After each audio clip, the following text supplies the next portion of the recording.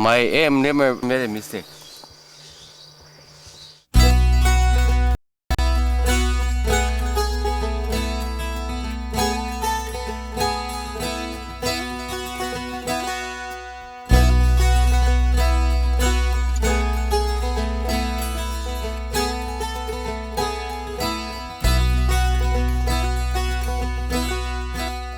Nagaland is a world apart. Nature in all her marvelous glory, splendidly picturesque, vibrantly colorful, all lush and fertile. The land represents unimaginable natural beauty.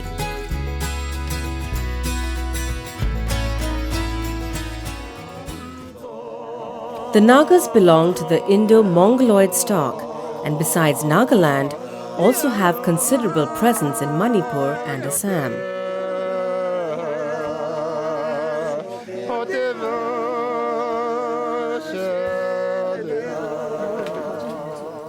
Nagaland offers rich traditional and cultural heritage. The distinctive character and identity of each of the 16 major tribes are clearly discernible.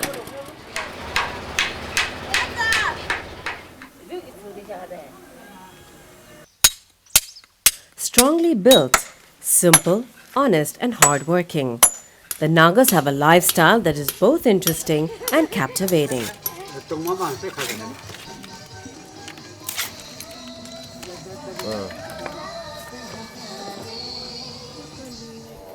Surrounded by eye-catching hilltop villages, the picturesque town of Oka in the district of the same name is home to one such tribe, the Lothas.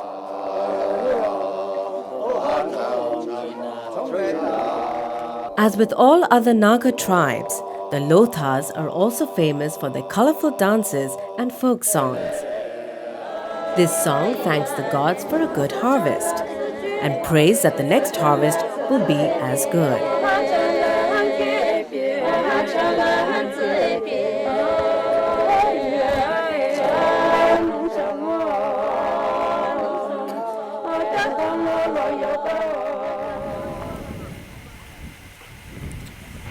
The Nagas build their villages at altitudes between 1,000 to 2,000 meters.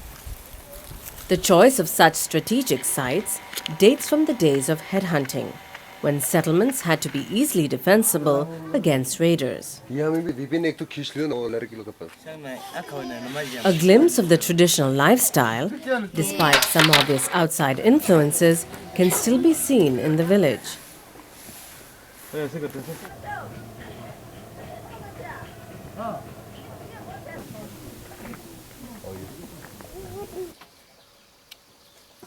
Stigmatized as headhunters, the Nagas were considered wild and uncivilized for a long time. Christianity came to Nagaland about 130 years ago, and the society underwent a sea change. While Christianity brought spiritual solace and modernity to a society with the savage traditions, it also meant that much of the original culture was lost. Nagas wearing traditional dresses are a rare sight these days. One of the things that the Nagas have preserved is their tradition of hunting. It is an integral part of life for them. It's instinctive.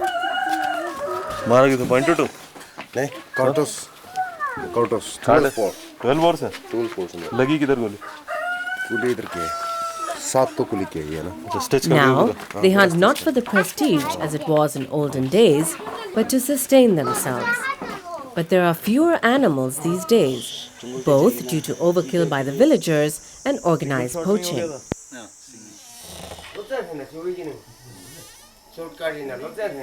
It's quite an occasion when an organized hunting party is going off for a hunt. The villagers gather to bid them good luck and hope for their safe return. The hunters prepare their guns and collect necessities to be consumed during the hunt. The Nagas are apt craftsmen, and they use homemade muzzle loaders and .22 bolt action rifles. Factory-made 12-bore single and double-barrel rifles are also used. The spent cartridges are filled up and used again.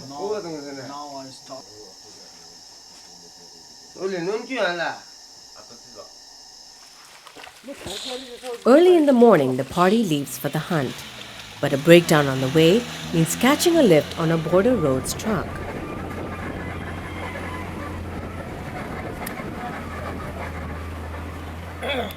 The hunting party is already late because of the breakdown, and they need to cover time fast.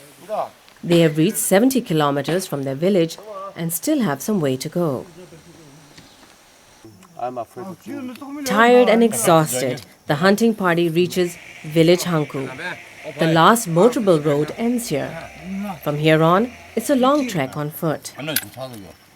But with sundown approaching, it is suggested that the party camp here for the night. The party makes most of the remaining light by cleaning and checking rifles and taking pot shots. Chembemo and Chobathang explain the elaborate process of loading an ancient Belgian-made cap-lock muzzle loading gun. A wad of cotton is put inside the muzzle to block the hole on the other side, and the required amount of gunpowder is poured, followed by the pellets. Another wad of cotton is used to jam them tight. A small amount of gunpowder is put through the detonation funnel, and the detonation cap is put to rest on it. The rifle is now ready to be fired.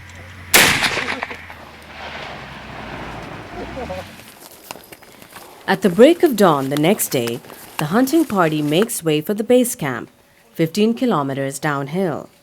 On the way, Zubon spies deer tracks. He says it just went by.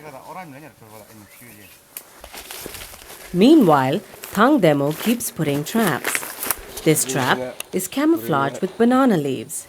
It's a ring trap for small animals, such as squirrels and small cats. Thangdemo knows the jungle like the back of his hand. He's got a sharp eye and understands every little sound and signal that does not mean anything to the layman. Suddenly, he rushes into the undergrowth to find edible mushrooms that grow on rotten logs and collects them for dinner.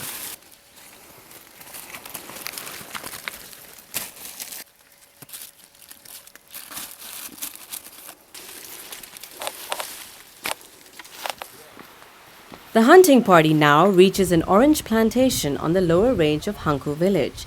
They have to cross it and go to the other side.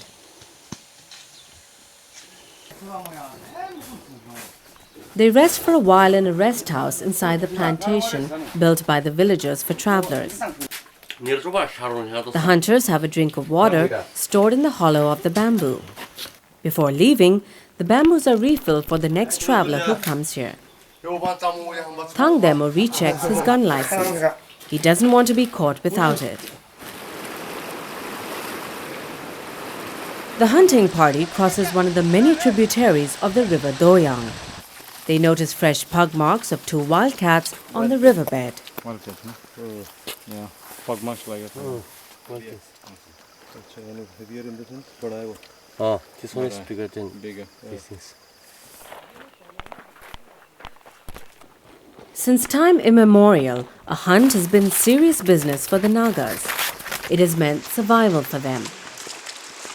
What they take away from the hunt is to be consumed by them and their families. It has always been a need-based thing rather than greed. Though banned, dynamite fishing is practiced by the Nagas. The process of preparing the explosive needs a lot of expertise. Depending on the depth of the river, the dynamite is cut, and it is waterproof by wrapping layers of newspaper and plastic sheets, and is further tied by green bamboo splits.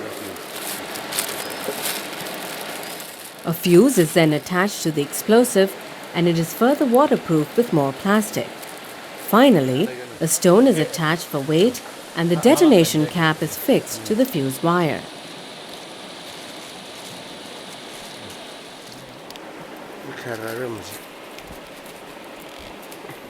The explosive is now ready, and Thang Demo lights the fuse and throws it in.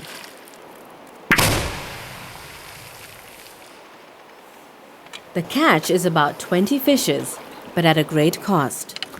The gradual disappearance of the fauna in these rivers is something that concerns us all. Pollution is poisoning the marine environment gradually. A solution to the problem, in addition to the enforcement of the law, would be an education campaign in this remote region. While the men are busy in the hunt, the women back at the village are occupied with daily chores. It's a tough life for most women. A simple thing like fetching drinking water means a trek of about 5 kilometers.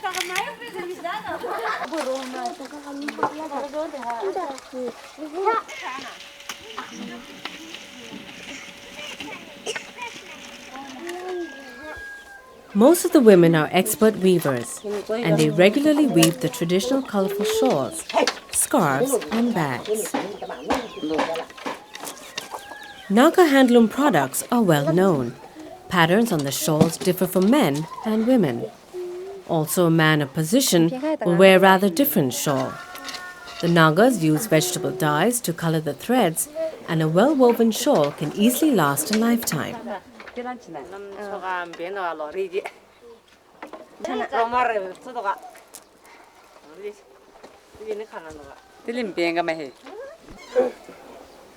Selling these handloom products is also a much-needed means of livelihood for most households.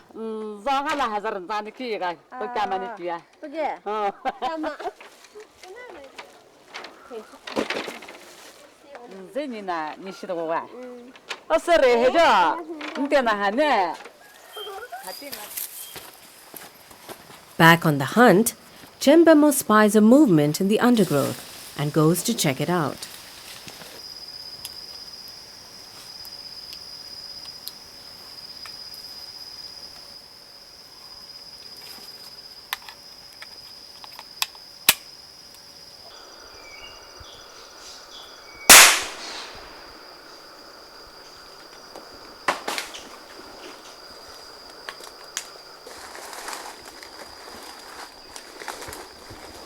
This is a spangled drongo. It's a juvenile bird. It is still common in Nagaland, but very rare in the rest of India.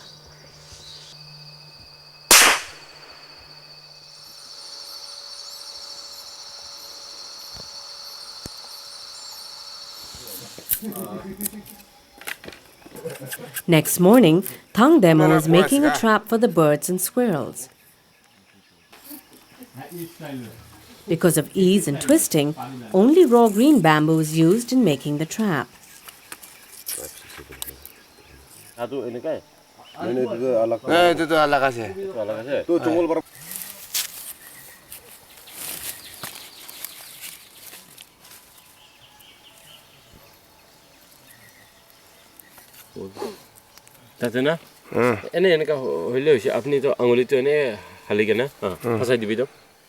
He demonstrates how it works. The trap is camouflaged and the hunters move on.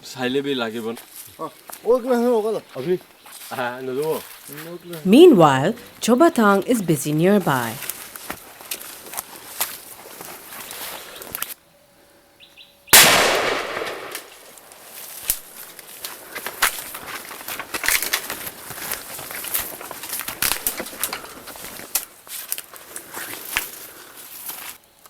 This is another spangled drongo.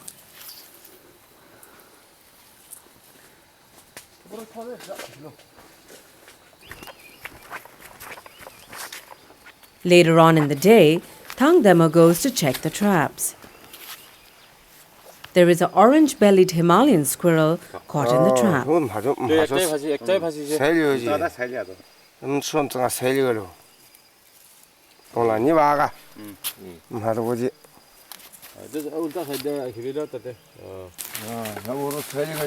The hunters need to check the traps regularly.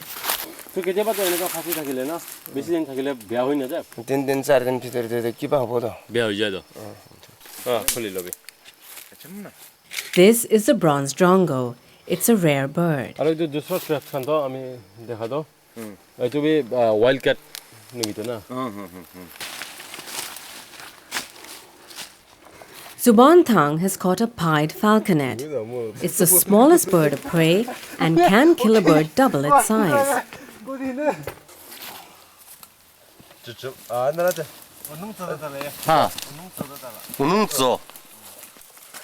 These are the black-crested bulbuls.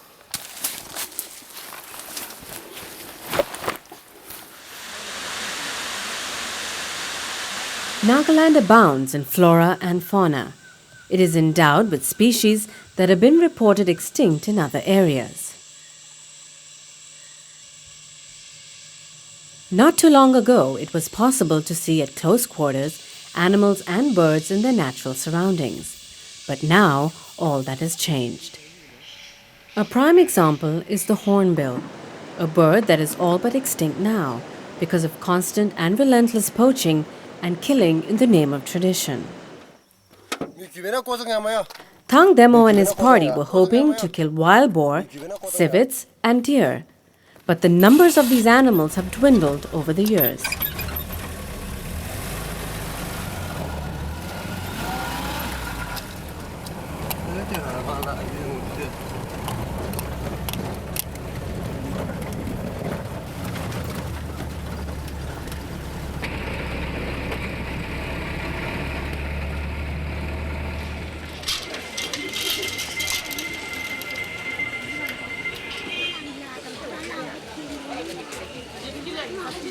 There is a reason for this. Commercially organized hunting has wreaked havoc with the natural balance in the jungle. The poachers supply all kinds of animals, big and small, to the local markets.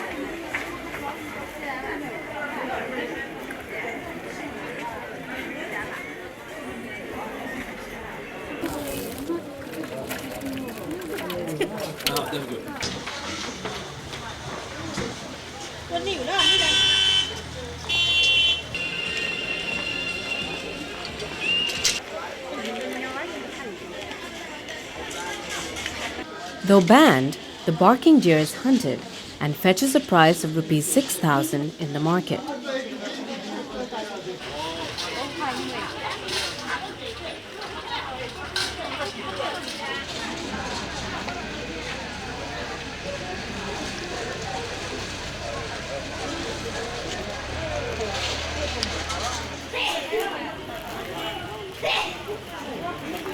Other rare animals such as wild hogs, bamboo rats, Khalij pheasants, and civets can also be found easily here.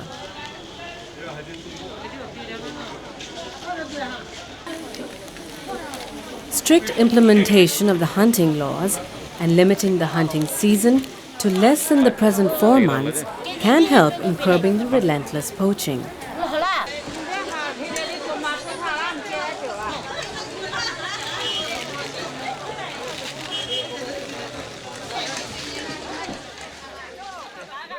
When the hunting party returns, the village gathers to welcome them.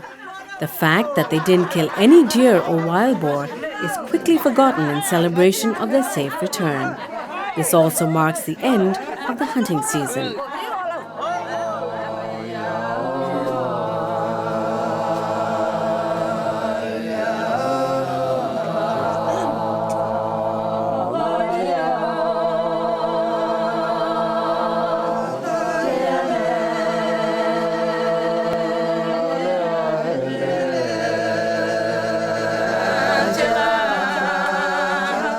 The Naga tribes are generally full of folklore. Music is an integral part of life for the Nagas. This song is sung by a young girl about her stepmother, who troubles her a lot and makes her work like a servant. The young girl longs for her own mother. An overwhelming majority of Nagas practice slash-and-burn cultivation on the hill slopes. A part of the jungle is cleared, and the felled trees and cut undergrowth are left to dry for several weeks and then set on fire. The land is cultivated over a 2-year period and then lies fallow for several years. allowing new jungle to grow up.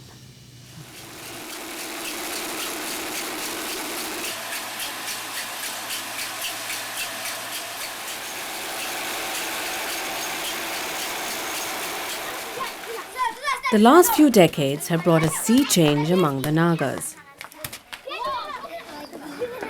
A string of educational institutes and hospitals have been built, and state transport vehicles connect remote villages to the towns.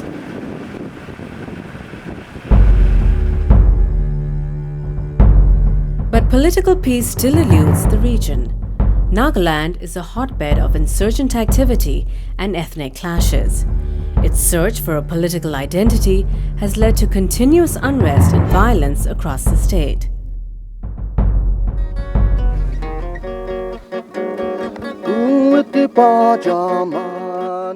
What all this has meant for the young people of the state is that there are few opportunities in their own land for them. Most young people are disheartened and demoralized.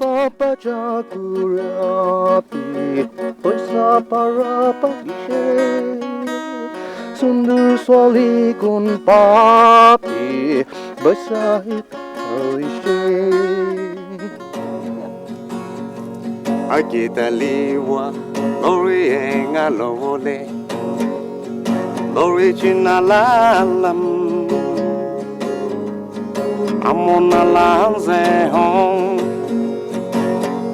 Agitaliwa Lorienga lovole L'original landam Elaniki anotu hantimukana Devo bando pona O matita no lea Ana elaniki too The king caught and ran. It's a good nothing on ra. Oh, some yell. Beyond Dali Maulika.